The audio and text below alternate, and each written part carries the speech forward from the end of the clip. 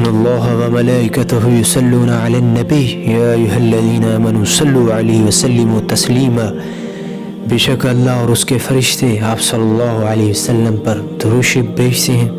اے ایمان والو، تم بھی ان پر درود شریف بھیجا کرو اور خوب سلام کیا کرو۔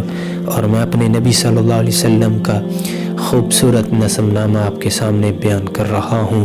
محمد بن عبداللہ بن عبد المطلب بن ہاشم بن عبد المناف بن قصی بن کلاب بن مرہ بن کعب بن لبی بن غالب بن فہر بن مالک بن نضر بن کنانہ بن خزیمہ بن مدرکہ بن الیاس بن مضر بن نزار بن معد بن عدنان۔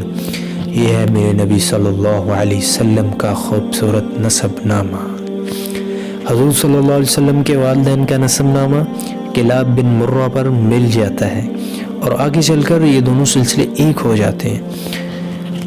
اور حضور صلی اللہ علیہ وسلم جب بھی اپنا نسب بیان فرماتے تھے تو عدنان تک ہی ذکر فرماتے تھے۔ اور عدنان حضرت اسماعیل علیہ السلام کی اولاد میں سے ہیں، اور حضرت اسماعیل علیہ السلام حضرت ابرہیم خلیل اللہ علیہ السلام کے فرزند ہیں۔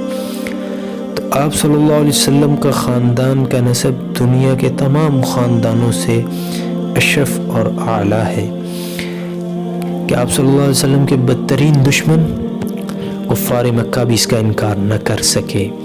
حضرت ابو سفیان جب وہ کفر کی حالت میں تھے تو بادشاہ روم کے بڑے دربار میں اس حقیقت کا اقرار کیا کہ آپ صلی اللہ علیہ وسلم اعلی خاندان سے ہیں۔